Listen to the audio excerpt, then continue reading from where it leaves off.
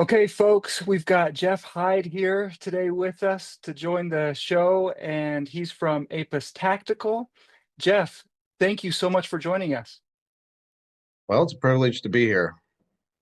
Well, why don't we just start, Jeff, by having you share the story behind how Apis Tactical got started?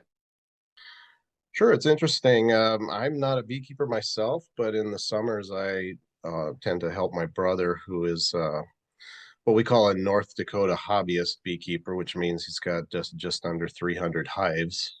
But he worked for some very large commercial beekeepers earlier in his career, but now he just he calls it like playing with the bees, but it's a pretty decent sized operation. He's got a dedicated extract Cohen extraction system and a little more than what I would call a hobbyist, but it's been interesting and fun and over the years learning about bees that way. So I help out and do the thing every summer. But one thing, it's about 3.5 years ago now, where I was helping him for one of the first times, and I just got thinking, I was like, what's up with these gloves?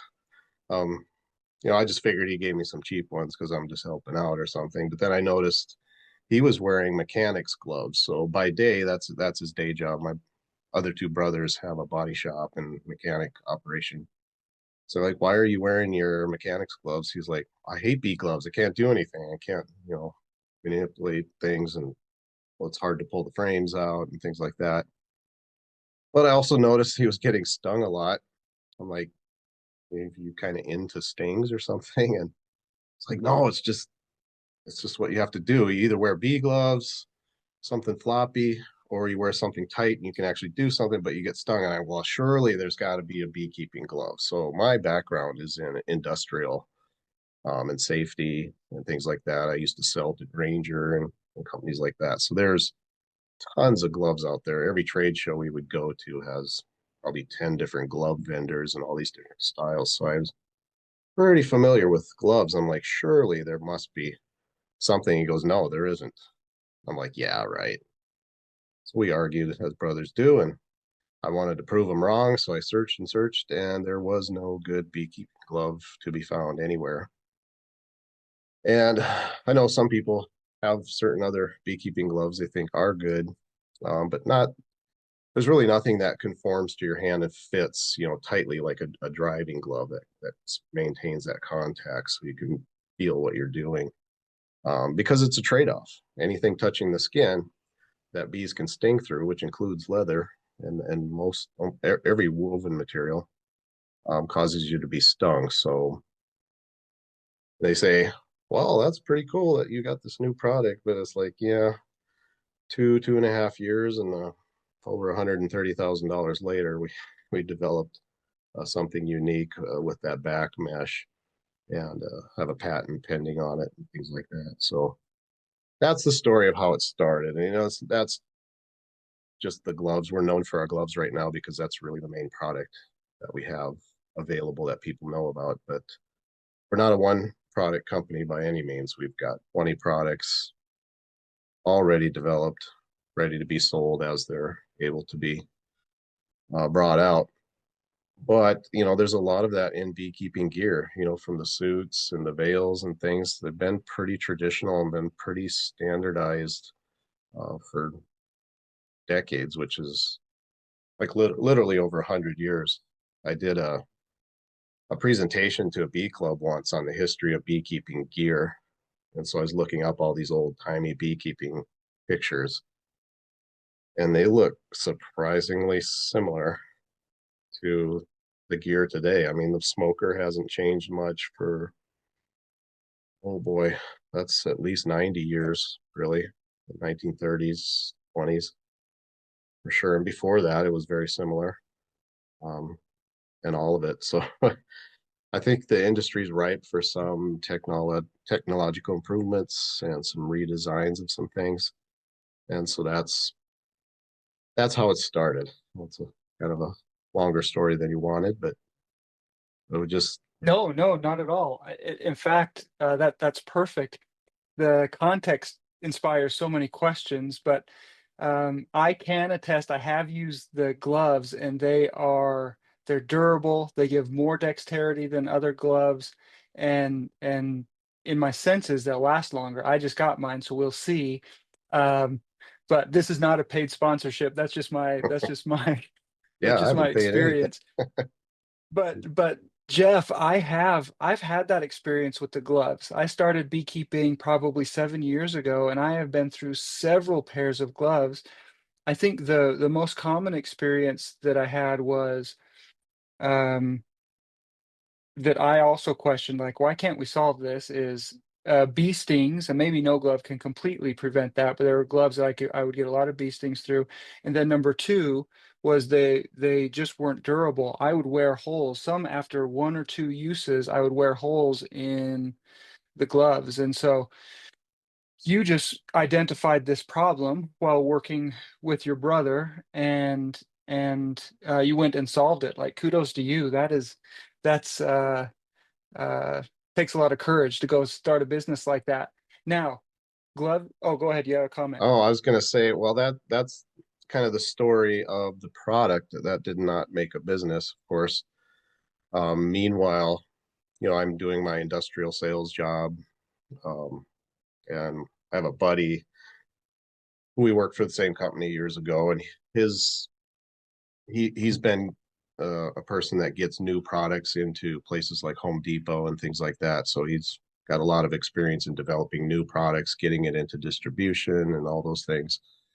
Well, he happened to have sold one of his products that's in Home Depot, and got a pile of money burning a hole in his pocket. And so I've been playing with these gloves and developing it on the side just because I was curious and wanted to do it. So that's how the company started. So our idea is to be a brand building company, a product company, because of our experience in doing that for so many years. The product sourcing, the engineering, finding a product. I see a lot of interesting technological ideas in beekeeping and elsewhere, but the end product that's actually sold is so expensive or clunky or and things like that. So the art and science of getting a product to market means that not only will it be a new useful technology, but it also has to be affordable and available. So that's you know it's easy for me to say that now. All we have is the gloves out and a few products on the website. We don't look like much yet. We're fairly new, and so every time I say something about the future and things, I sometimes feel a little silly because in my mind, when I look at things, I see this big organization. I see all the products that we have in development. I see the future ones that we will develop, and I get all excited. But right now, I realize, it doesn't look like much. And there's with any product like our gloves, especially. So I didn't realize how many different shapes and sizes of the human hand there are. So some people love the way they fit. Some people hate the way they fit. Some people never have gotten stung once through them. Some people got stung 7 times the first 5 minutes. Some people say, oh, they wear out in 2 days. Other people said, I've got 3 seasons on these gloves and they're fine. So that's uh, a part of product development in general, but that feedback is what's so important. The gloves you see today are not the same gloves we issued on day one, 2.5 years ago. So they're constantly evolving. We've got a new pigskin model coming out, which I think some people will like because pigskin, similar durability to our leather heavy duty gloves, but they they remain more malleable even after being wet many times. So we think commercial people will really like those, and certain other people. Well, that's just an example, and I just feel in my bones that we have not even found, I don't know what you call it, the holy grail, for lack of a better word, of beekeeping gloves, something that cannot be stung through, but still somehow a way to get that ventilation as well. Um, I still think there's something better. There's a lot of new materials out there. So we'll keep developing those, but I've been neck deep in trying to get these beekeeping suits and jackets out because we completely rethought and redesigned it. You know, different patterns, different materials, um, just a whole different rethink. Granted, it's still a coverall, you know, it's still got pockets, um, somewhat similar looking, but I found that if you go order a beekeeping suit from a factory that's used to making a beekeeping suit, you're just going to get the beekeeping suit they made and you embroider your logo on the pocket. And you change a few things. We'll talk more about what your differentiator is, but that's got to be one of them. Like your attention to detail. You're not going to release a product until you get it right. You're taking the feedback. I listen. I won't answer all those questions for you, but that seems to be from a consumer's perspective your differentiator. I want to come back to that in a second, but when you talked about the beekeeping gear, tools, etc., being around and really haven't changed for hundreds of years. Um, Without revealing anything outside of the glove, what of all of the tools, gears, etc., do you feel is most ripe for innovation? Well, I think there's going to be a lot coming in sensor technology. For one, there's just so many independent developments in that. It's improving humans' ability to listen to the bees. You know, we have our sound waves and smells and things that we sense, but bees, of course, operate on a different system. But sensors now are such, and the prices come down where it can sense, you know, vibrations, different molecules that they emit, and things, and then interpret them and kind of translate for us so we can get on things quicker. That's a cool one. You know, I trying to think what else. Are There's you some saying, just pause there for a second, like, yeah, I sure. can't let that one go.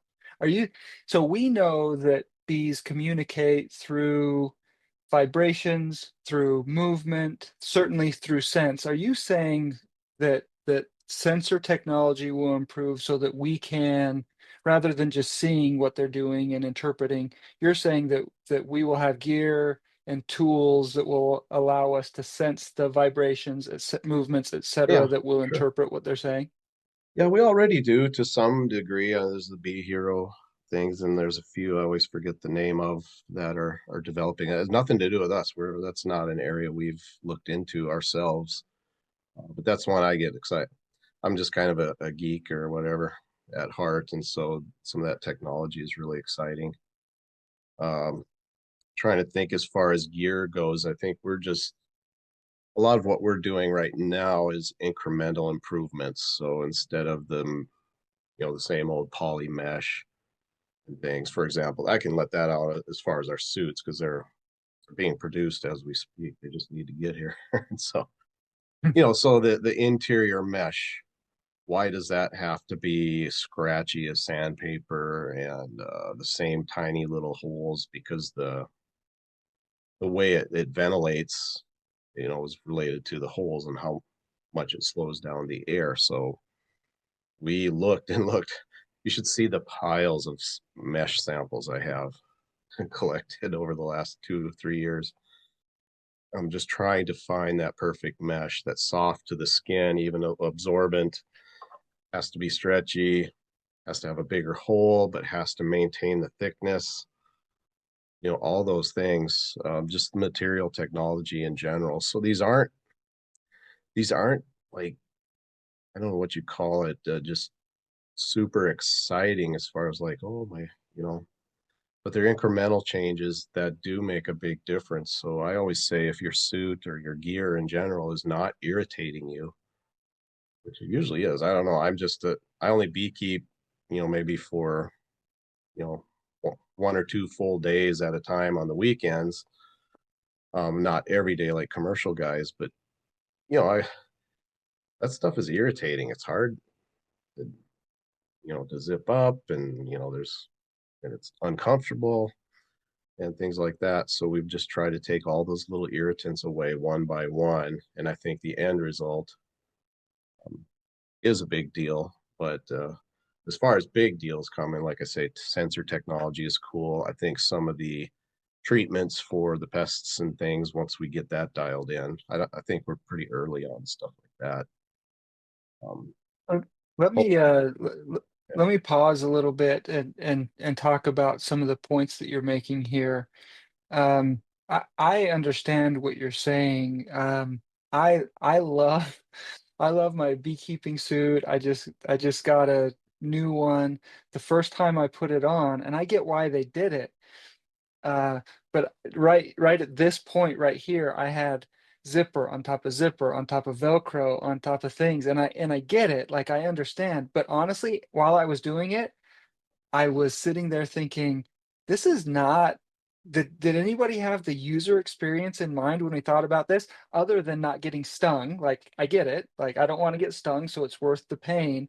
But I wish for the use, you're shelving this or presenting this as not a big deal. I actually think it is. For somebody like me, it is, and I'm going to put a premium on convenience. So I can appreciate what you're saying. So I'd love to have you comment on that. yeah, And then the second part I'd love to have you comment on is, while you were explaining this with your gloves, I'd love to know how many iterations you went through to get to the glove that you have today. I don't know if you have a number in your head or what it actually was, but I'd love to hear about that. sure. Well, the first thing on the bee suits, and a lot of that is, there's as many opinions out there as there are beekeepers. So there's going to be people like just the other day. So my hobbyists and stuff, they said, oh, well, I get a lot of feedback. And they said, oh, here's what I like. And they'll show me on their bee suits. Oh, make sure you do it like this and that. And she goes, I duct tape that because I don't want any bees. I got to be in there once and it, freaked me out. And I get it. That would not be fun. So they want it a certain way. Well, some like them overlapping because then there's no hole there, even though you've got the Velcro on top. And then, so if you do it that way, well, then there's these other people who's like, that's inconvenient. It's too hard to get that, like you've discovered. That's a tough one. I don't like that particular kind, but some people love those. So I'm just waiting for when our bee suits come out. Um, there's going to be people that just, like certain things and others that don't like certain things. But what my goal is, I want to put my gloves on, be able to anyway, put my gloves on before I put the suit on. That's if you use our pro model because that goes under your suit and that's the most comfortable and useful one. With our suits, there's going to be a Velcro attachment that's going to latch on very securely to that bottom. That's what that little scratchy pad is for on the bottom of our pro gloves. So anyway, you put the gloves on and with our suits, you should be one-handed able to, well, you might have to use two. You should be able to go like flip up the Velcro, go like this, flip the fencing bail back, and then it should compress. Because I'm always thinking of things a lot of time with a commercial mindset. So you're jumping in the truck. Hobbyists, if you're backyard, there's no truck to jump into. But if you're sitting down, it should fold down nice and compress nicely. And then when you're at the next apiary, you jump out of the truck, flip it up, grab these two, and they'll have long poles with a plastic thing on. So everything can be done with gloves. So who will find that irritating and who will find that fantastic? It's going to be a combination. Now, these bee suits are just the first of three models, so each one is going to be different. We found a new material that maintains a 6 millimeter thickness with pretty darn good airflow and very lightweight, very inexpensive, but its surface durability, it's easy. It just wouldn't work for commercial guys because they rub them against the hive. They'd be shredded in one season. Where if you have three hives in the back and you're not getting in and out of trucks and handling and driving forklifts and things, it'll be fine. So that's another example. So each technology is good for certain things and not good for other things. So trying to match that in there. So we just got to get these first ones out and then we'll do the second, which will hit a different part of the market. But as far as iterations, uh, the gloves actually were one of the easier things now that I've done a bunch of other products. I've been working on a beekeeping pants. believe it or not, for 2 years. Still don't have it. You can design any pair of pants that you can imagine. Super easy, right? It's pants. It's not hard. It's like buy some that you like and say, here, go make these. Try to get them for under $60. I dare you. And be quality. I don't, you know, it's not going to do us any good to put junk out there. I want a good quality pair of pants that's going to last at least a year of wearing them practically, or, work pants, but designed for beekeepers for less than 70 for sure. Stretchy, breathable, all that stuff. Um, Not easy, but I think I've cracked it. So we'll see pretty soon. But That's great. yeah, the gloves, it's funny how it works. Part of it, I'd like to say I'm super genius and thought of all of it on my own, but some of it was by accident.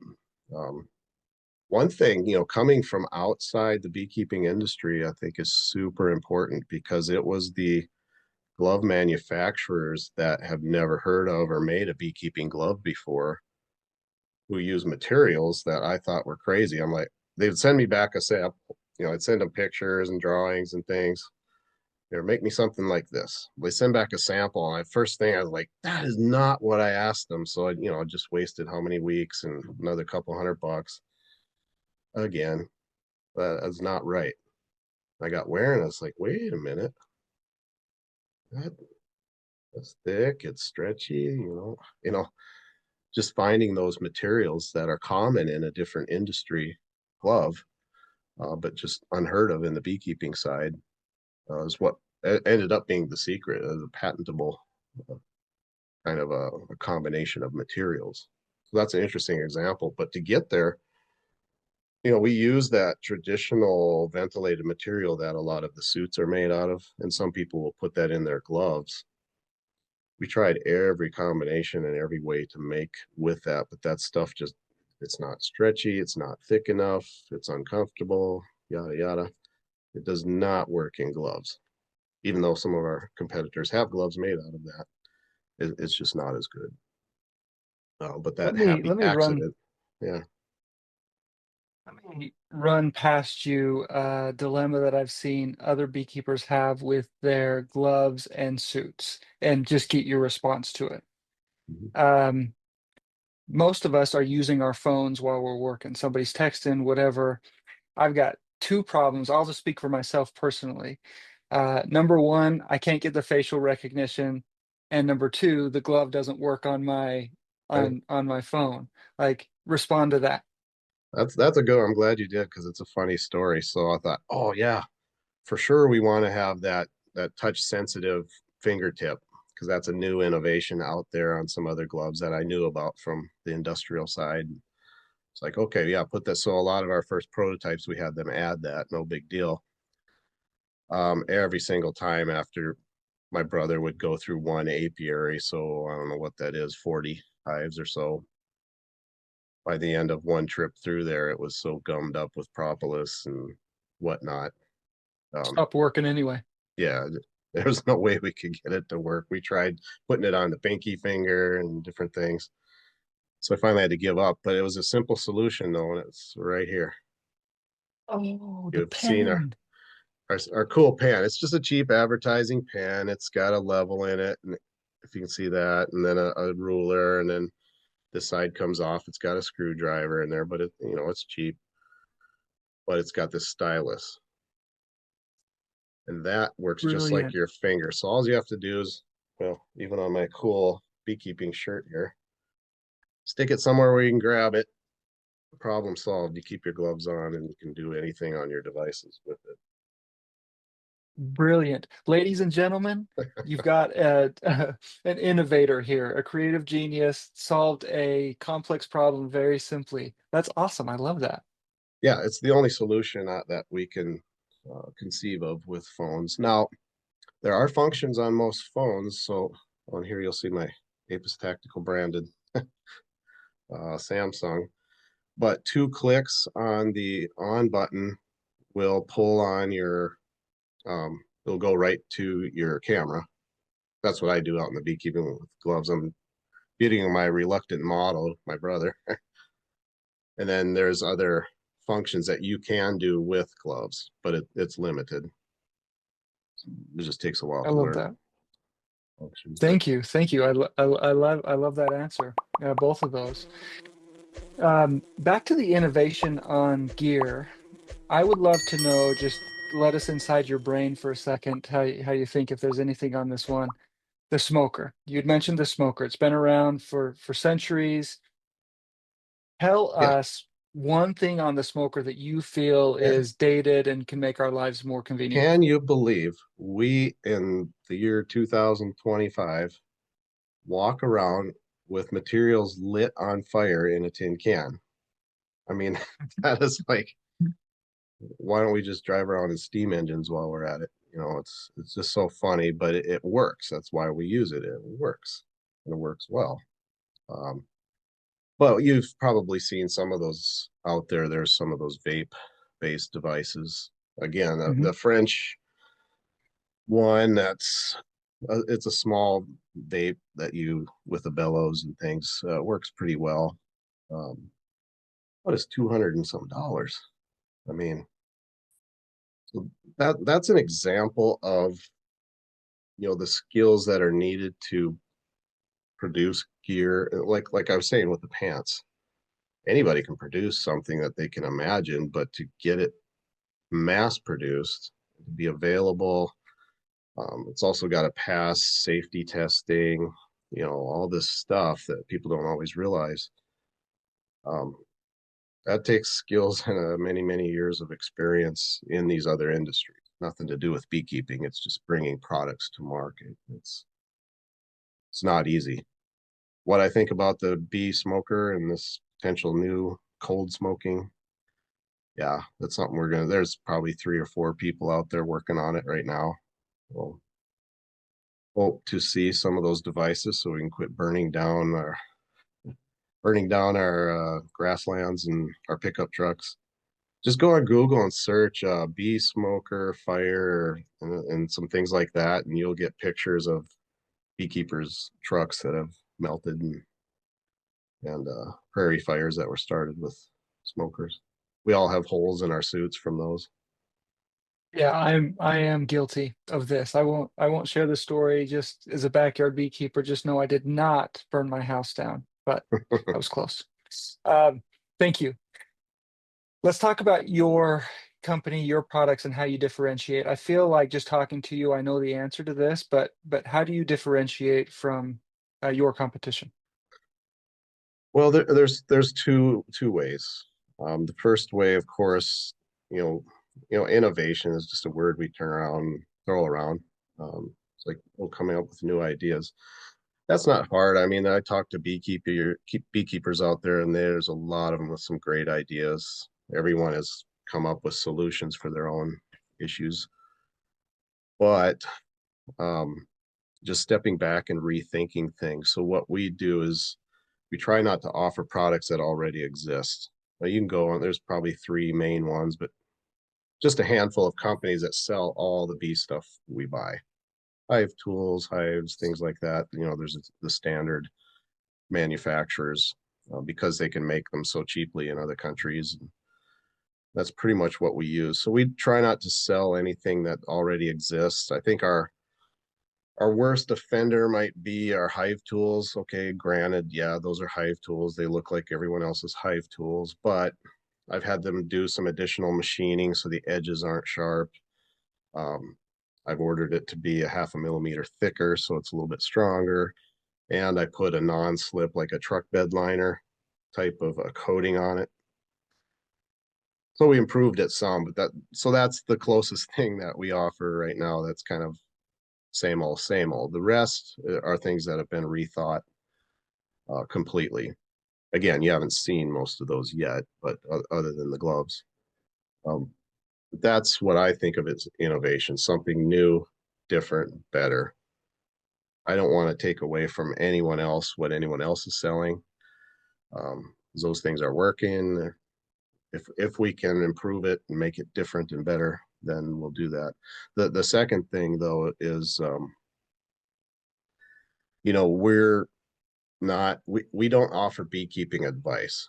And I know our marketing department and social media, they said, well, offer some educational content.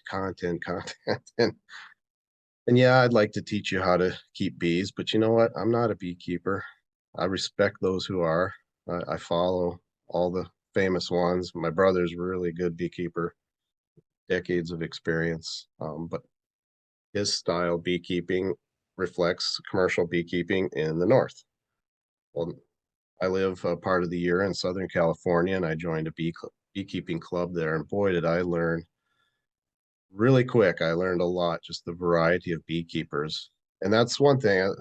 I'm getting off on a tangent, but I just want to say, and I think something you'll notice too, if you're beekeeping just in your backyard by yourself, you may not see this, but reach out to the community. When I go to that, we meet in the library once a month.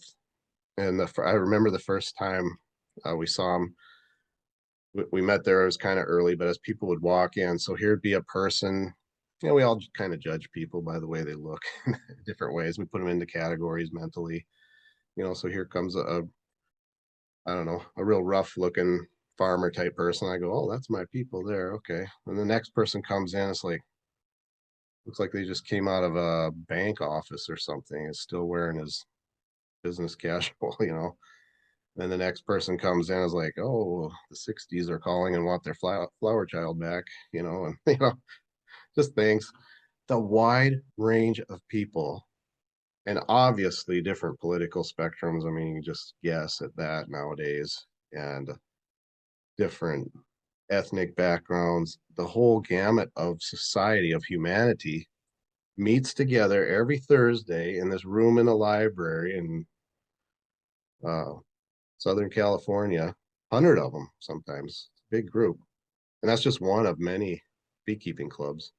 But they all sit down and talk about bees, and they're friends and they work together. They go to the fair to teach about bees and things. It's just so nice to see just the variety of people just coming together, you know, that otherwise wouldn't have anything in common. So anyway, back to my story about us. We're not beekeepers, but we are very, very good at bringing products to market.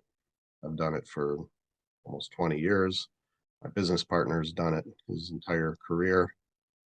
It's not easy, but it's definitely a different skill set, you know, of what it takes to design, engineer all the contacts you need from all the parts of the world, the logistics involved, then marketing. Oh my goodness. Yeah, I'm up here in marketing right now and putting together all those teams.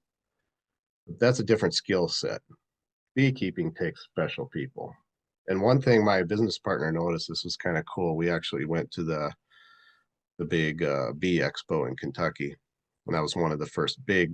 He also went to my beekeeping club in California, and he made the same comment. He's like, "These are good people," and I told him, Bill, what kind of person would go and get stung and do all those things and take care of the bees and you know usually not your ornery or whatever derogatory term person just would not do things like that. So it's usually a pretty darn good group of people. And he was so amazed as he would just sit there and watch people try on the gloves for the first time. And then all this big youth program, all these kids would come up there and you could have conversations with these kids like an adult. I mean, they were really well raised young people, and both of us just were overwhelmed by the type of people in the beekeeping. It just makes it so fun to be, you know, deep into this industry and the enthusiasm, the people calling, say, "Hey, I had this great idea." I'm like, "Cool,"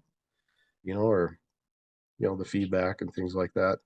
So part of, you know, anything good that we do is not the result necessarily of me or us. It's the result of many, mostly beekeepers, and the feedback that we get from them. So Yeah, that's the beekeeping community is special. That's my Mhm. experience. They're good people, they're kind people, they're diverse and willing to help, service oriented. Those are the main things that I've experienced being part of the community. Kind of switching gears here a little bit, Jeff. Have you noticed any trends in beekeeping that are shaping the tools and the gears that beekeepers need? I don't see any strong ones yet, other than there seems to be in general, I would put it almost like a bubbling undercurrent with the technology. Like I mentioned, the sensors. I know there's several working on different types of sensors. We talked about the bee vape thing. There's a few people working on things like that. Um, we're seeing a few different things in some of the products. Um, a lot of it's being focused, as well it should be, on dealing with the mites and diseases and things.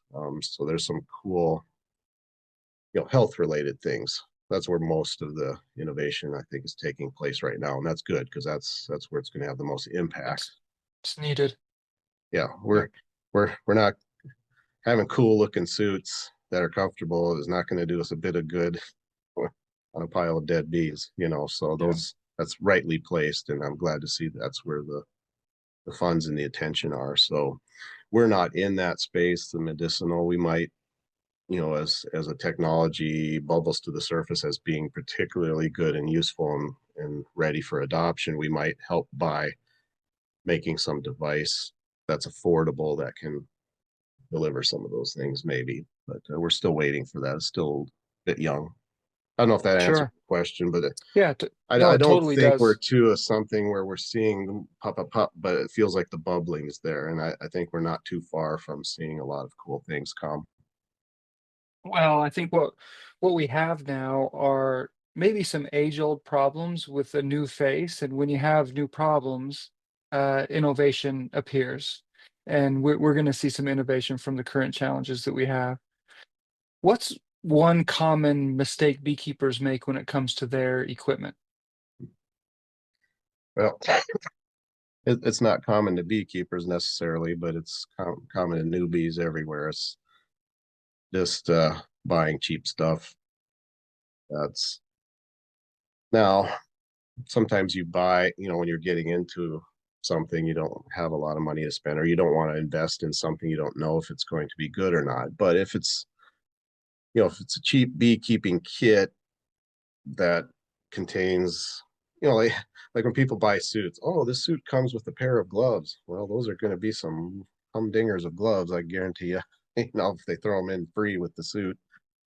So what's the point of buying something if it's not going to be uh, herbal equipment? And I will say, I mean, there's no cheap way to be a beekeeper as far as cost and money goes. It's not the most expensive hobby by any means. I mean, try golfing and you could spend all the money you have doing that. Um, but if money is that big of an issue where you've got to start with a $100 hive kit that contains all this stuff, you're just not going to have fun beekeeping because it'll cost you and cost you and cost you. Just ask my brother. Yeah, I think you're right. I always chuckle a little bit when I see the YouTube videos that are like, I made X amount of money, or you can go make X amount of money beekeeping. Like, okay, good luck. I do, however, think that most hobbies cost money, and Yeah, if you if you think about hobbies or even addictions, beekeeping is going to be on the less expensive side if you look at if you look at some of them. yeah, and that's That what I tell people. It's just like getting stung. You just know right now that you are going to get stung. Embrace it, enjoy it, learn to enjoy it. Um, it's just the way it's going to be. You are going to spend money, but you're spending money on a good thing. I mean, how much does therapy cost, for goodness sakes? So it's not money poorly spent for sure. Um, but that's something a lot of new people are concerned about, and I just try to buy good stuff. I spend more time learning. Someone goes, "Oh, I want to get bees," and it's like, "Well, you only got 1 month to." I go, "How about you be a YouTube beekeeper for this year? Find a mentor, go help them, go watch them, learn, and then early next year, prepare, plan, invest, then slowly go into it is my recommendation. And I had that conversation with two people just in the last few months. What do you think the balance is between functionality and durability in gear or with gear? Yeah, we're always facing limits with those darn laws of physics. They just don't go away for you. So the more, and that's why we ended up creating two different versions of gloves so far, because our professional model, which we call the short gloves, as people call them, are so optimized for dexterity, they are less durable than other thicker leather gloves. So we made a thicker leather glove and called it heavy duty. So they're different gloves for different purposes. Um, so if there was a material that could remain thin, somewhat resist stings, but still also be durable and comfortable and dissipate heat, then that would be an ideal material. We just haven't found it yet. The natural goat skin seems to be the best combination, and that's why goat skin is used throughout every industry um, for gloves that need that tactile sensation, but still hold up somewhat well. Now, interesting note though, every once in a while we will get someone who says, "Oh, I bought these gloves from you and they fell apart." Now, if they contact me about it, that's the best for them because I just like let's go on the computer, hit a button, and 2 days later they have a replacement pair. And usually that replacement pair performs completely differently and it's acceptable to them. So they'll see, okay, that was a fluke. Well, why was it a fluke? Because when you have any natural product, it's made from goats or sheep or whatever it is, sometimes you get a bad goat in there. And they must have got a sick goat. I don't know. When it first happened years ago, I called the factory. It's like, what's going on? These gloves are falling apart. They say, well, they must have just not been paying attention when they cut processed the leather or something. I said, well, don't do that. And they said, well, how often does it happen? I said, well, once so far. Yeah. So they said, you watch it. If it gets up to or over 1%, then we have a problem. So far, it's been 0.7 to 0.8% that we know about. So I'm figuring it's about 1% that we don't know about. So far so good, but that can happen. And it looks like that literally will happen with any leather, anything that you buy. There's always that chance. So it's just That something. makes a lot of common sense to me, like using goat, for example, like that is a proven proven method. That's the wrong word, but it's proven to work. It's durable. It's, thick enough outside than a one thin-skinned goat. That makes a Yeah. lot of sense. How do Yeah. you see beekeeping tools and protective gear evolving over the next 5, 10 years? You've talked about this a Well, little bit, but excuse me. Well, there's things like I said, I just feel in my bones that there's some additional better ways to look at gloves and better materials.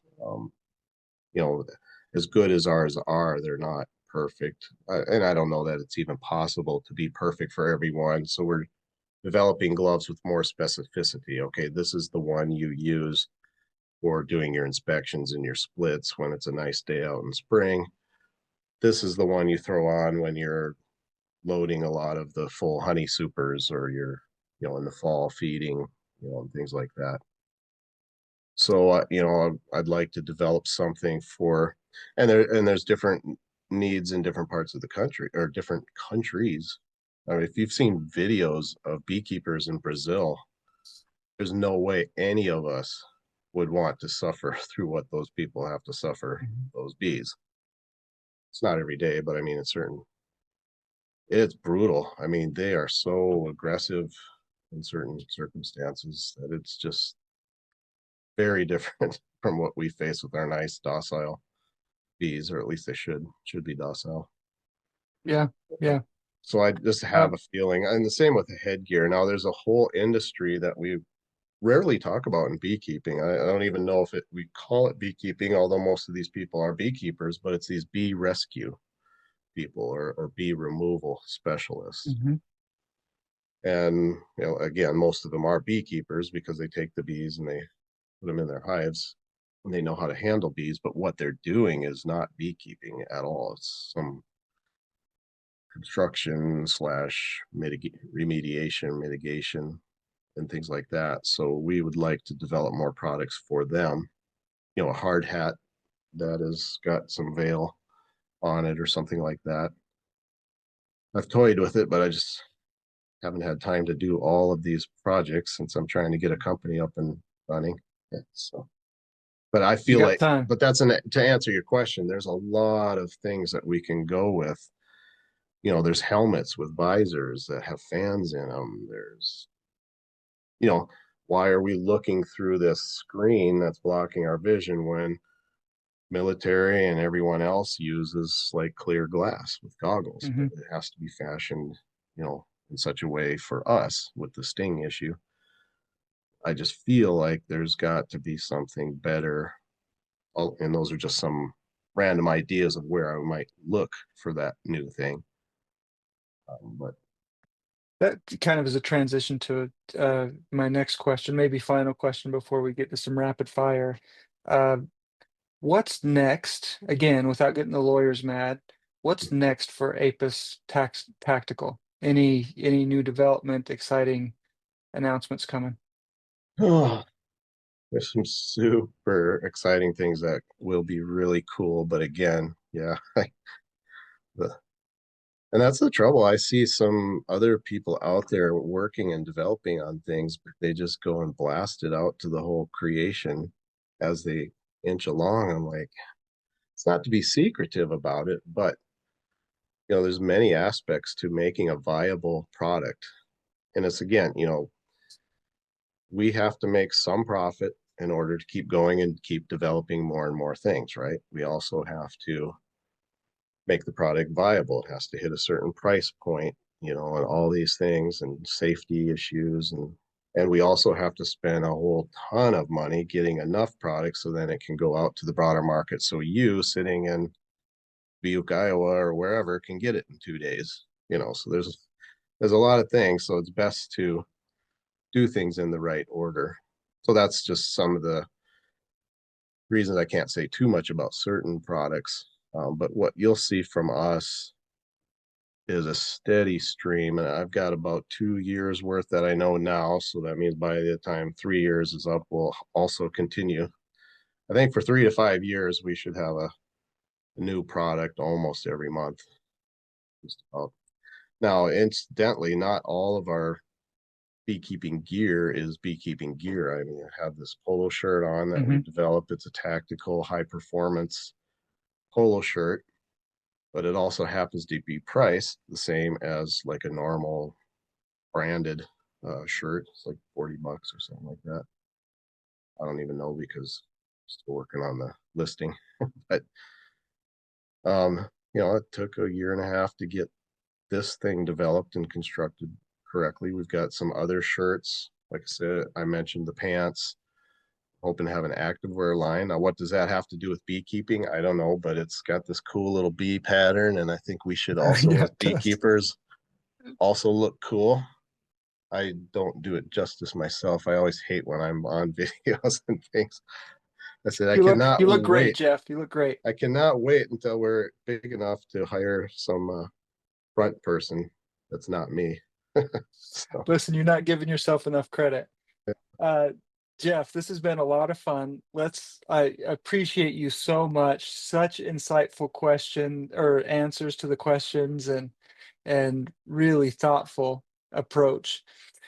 Let's let's get into just some rapid fire fun questions. Some of them will be beekeeping gear related, some of them will not be. And you know the rules. I'm mostly joking, but you got one word answers, two-word answers, a phrase, just rapid fire.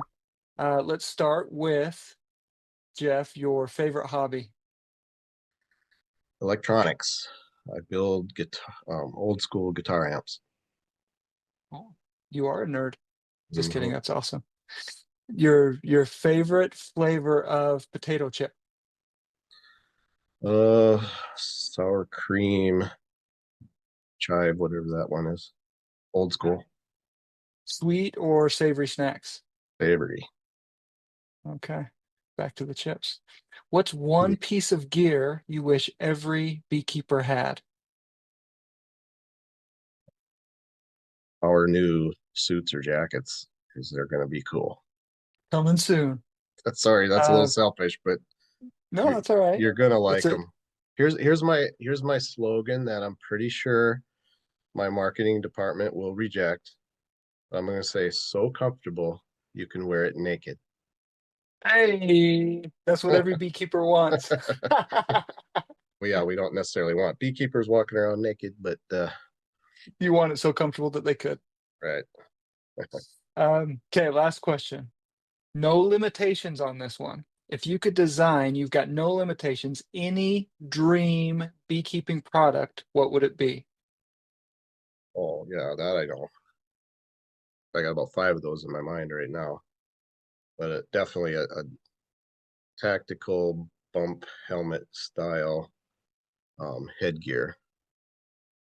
My whole goal in life, and it's going to be a minimum of 3 years from now before anything would be seen, but we've got to do something different with what we wear on our heads as beekeepers. There's got to be something better. I'm My gonna ideal would I'm be gonna find like, it. well, you know what beekeepers like to wear is the baseball cap. Like, figure out how to make a baseball cap Yeah, into, I don't know. I'm not an innovator. we do have Um, nice baseball caps that have been, even those have been rethought quite a bit. yes, So I know that. They're sweet. Actually, check out the baseball caps. They are sweet.